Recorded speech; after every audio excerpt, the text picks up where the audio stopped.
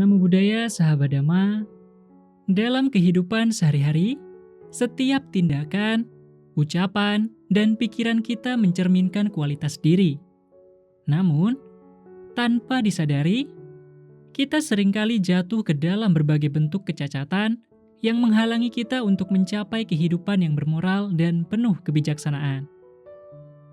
Dalam Anguttara Nikaya 2, halaman 63, ada 4 jenis kecacatan utama yang menjadi perhatian, yaitu Sila Wipati atau kecacatan dalam moralitas, Acara Wipati atau kecacatan dalam sopan santun, Diti Wipati atau kecacatan dalam pandangan, dan Ajiwa Wipati atau kecacatan dalam penghidupan. Mari kita eksplorasi setiap jenis kecacatan ini dengan mendalam, agar kita dapat lebih memahami dampaknya dan bagaimana mengatasinya.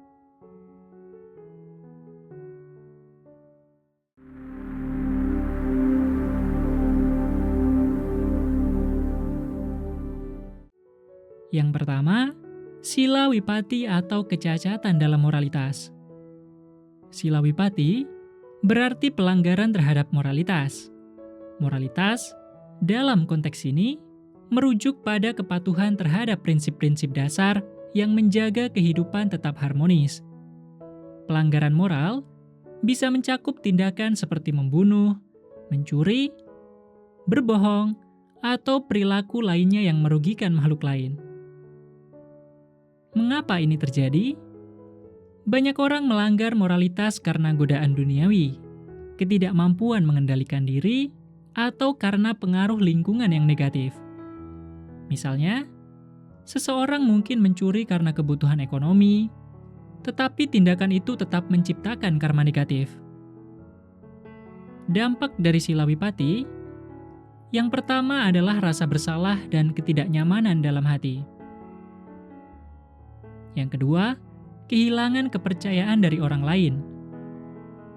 Yang ketiga, akumulasi karma buruk yang dapat mempengaruhi kehidupan saat ini maupun masa depan. Cara mengatasinya, dengan melatih sila dengan konsisten melalui pengalaman Pancasila Buddhis, yaitu tidak membunuh makhluk hidup, tidak mengambil sesuatu yang bukan hak milik, tidak berucap salah atau berbohong, tidak melakukan perbuatan asusila, dan tidak mengonsumsi zat yang memabukkan atau melemahkan kesadaran. Dengan mempraktikkan ini, kita dapat menjaga diri dari pelanggaran moral. Yang kedua, Acara Wipati atau kecacatan dalam sopan santun. Jika Sila Wipati berkaitan dengan pelanggaran moral, Acara Wipati lebih fokus pada perilaku sehari-hari yang melibatkan sopan santun dan tata krama.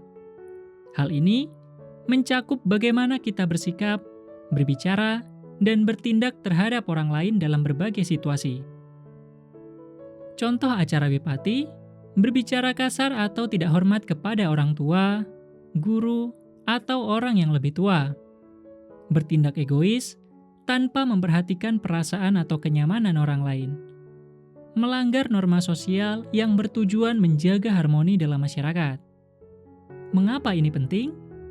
Sopan santun mencerminkan penghormatan kita terhadap orang lain dan lingkungan sekitar. Ketika kita kehilangan sopan santun, kita menciptakan konflik dan kerenggangan dalam hubungan. Dampak dari Acara Wipati yaitu kehilangan rasa hormat dari orang lain, kesulitan membangun hubungan yang harmonis, dan menimbulkan citra negatif terhadap diri kita. Cara mengatasi Acara Wipati yaitu dengan mempraktikkan empati dan kepedulian terhadap orang lain, mengikuti etika sosial yang berlaku di komunitas kita, dan berlatih mindfulness agar kita lebih sadar akan tindakan dan ucapan kita. Yang ketiga adalah Diti Wipati atau kecacatan dalam pandangan. Diti Wipati adalah salah satu bentuk kecacatan yang paling berbahaya karena berakar pada cara berpikir dan pandangan seseorang terhadap dunia. Ketika seseorang memiliki pandangan yang salah, tindakan dan keputusan mereka seringkali mengarah pada hal-hal yang merugikan diri sendiri maupun orang lain. Contoh pandangan salah yaitu menganggap bahwa kebahagiaan sejati hanya berasal dari kekayaan materi, mempercayai bahwa tindakan buruk tidak memiliki konsekuensi, dan menolak hukum karma atau tidak percaya pada nilai spiritualitas. Lalu mengapa ini menjadi masalah besar? Pandangan yang salah dapat menciptakan siklus perilaku negatif yang sulit dihentikan. Seseorang yang memiliki ditthi-vipatti cenderung sulit menerima kebenaran atau belajar dari pengalaman hidup. Dampak dari ditthi-vipatti, kehidupan yang terjebak dalam ilusi dan kebodohan, sulit mencapai kebijaksanaan dan kedamaian sejati, dan menghambat perkembangan spiritual. Cara mengatasi ditthi-vipatti dengan membuka diri terhadap ajaran yang benar melalui belajar dan refleksi, mempraktikkan meditasi untuk melatih kebijaksanaan, dan mendengarkan para guru atau pandita yang bijak untuk memperbaiki pandangan. Yang keempat adalah ajiwa wipatti atau kecacatan dalam penghidupan. Ajiwa wipatti adalah kecacatan yang berkaitan dengan cara seseorang mencari nafkah. Penghidupan yang salah mencakup pekerjaan atau aktivitas yang merugikan makhluk lain atau melanggar prinsip moralitas. Contoh ajiwa wipatti, mencari nafkah melalui perdagangan senjata, minuman keras, atau barang-barang yang merusak masyarakat. Melakukan penipuan untuk keuntungan pribadi. Dan contoh yang terakhir, bekerja dengan cara-cara yang melibatkan eksploitasi atau ketidakadilan. Mengapa ini penting? Cara kita mencari nafkah tidak hanya mempengaruhi kehidupan kita, tetapi juga kehidupan orang lain. Penghidupan yang salah menciptakan efek domino yang dapat merusak harmoni masyarakat. Dampak dari ajiwa wipatti, kehilangan integritas dan rasa hormat, menimbulkan karma negatif yang berdampak jangka panjang. Membuat hati tidak tenang karena cara hidup yang tidak sesuai dengan prinsip moral. Cara mengatasinya, pilih pekerjaan yang sesuai dengan prinsip moralitas. Hindari aktivitas yang merugikan makhluk hidup atau masyarakat.